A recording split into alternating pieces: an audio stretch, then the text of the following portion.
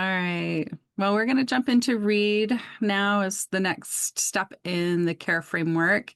And reading is about understanding what is the behavior communicating. And one of the things that I share with parents often during our parent meetings is what is your child trying to communicate? Sometimes communication can be a really challenging thing to use. The articulation of words, what do the words mean? I don't have the statements for it. So the easier pathway for a child can be behavior. That can be tantrum, yelling, ignoring, throwing, whatever it is that the child uses to communicate is valid communication. It is not necessarily appropriate and socially acceptable communication, but it's valid communication. So this is a part where it really gets challenging to take the power struggle out because some of the behaviors that show up are not behaviors that as a parent you want to see your child doing. Some of them are like totally embarrassing when they're yelling at people in the store or whatever situations are showing up. So the read becomes really important in that we are really looking at the behavior as a form of communication so that we can get to the bottom of what's being communicated in the chain. There's always an antecedent, something that is evoking a behavior. There's a behavior, which is what we're looking at, and there's a consequence. And so we're utilizing this strategy, this framework to help us understand, okay, this was what was wanted. This is behavior that happened. Generally, this is what I give them, or this is what I know that they want. So now, based on the research, based on the guidance that I've been given, maybe by my BCBA or by other things that I've read, how now am I going to act? What is my conscious response?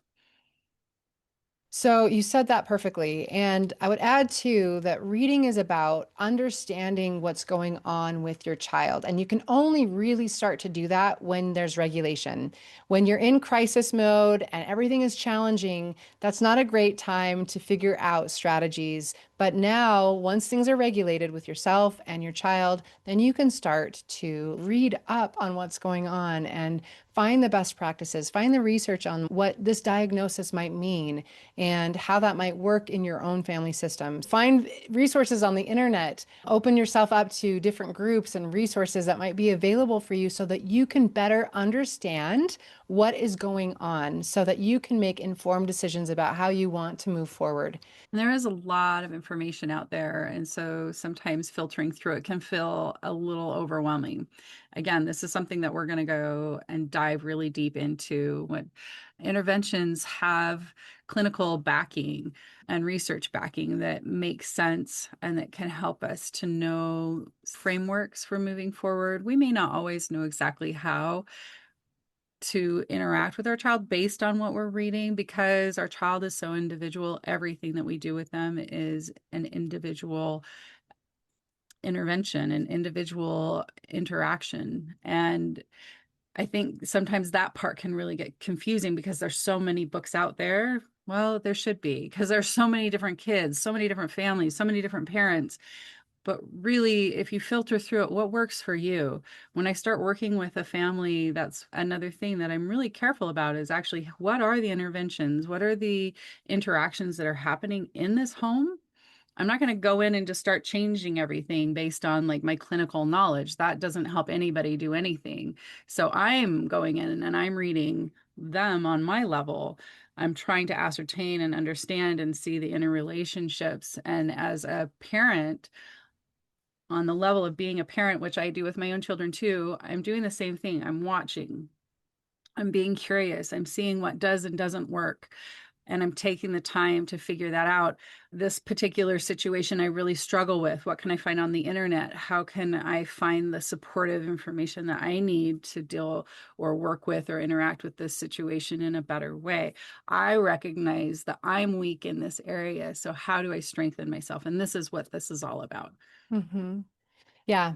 So we're reading information that is coming from outside sources, from research, from the literature. We're also reading our own patterns. We're learning about how we engage, how our child engages. And this is studious. This is very cognitive. This is where we bring in our executive functioning and how we see the world and really paying attention to what those patterns are so that we can change them. And that takes so many tips and tricks and information. And this is where Heather and I can really shine because this is where our education and experience will come into play so that we can present to you in this series the best information to our knowledge as a menu for you, where you can start to look at what others are doing, what the patterns have been, and picking and choosing the ones that are most aligned for you and your family.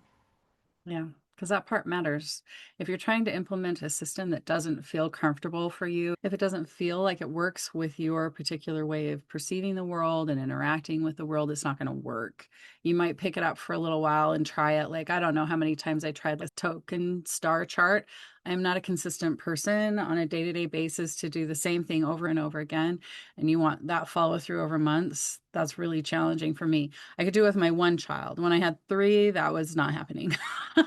Sorry, sticker charts. We're not doing those. We're going to try something different. And it's important to validate and give yourself grace for that. You have a capacity to do. And so, one of the best tools that you'll have as a parent is to recognize the capacity that you have and stay inside of where you can perform. Yeah, beautiful. And that brings us to our next and final step in the care model, which is to engage.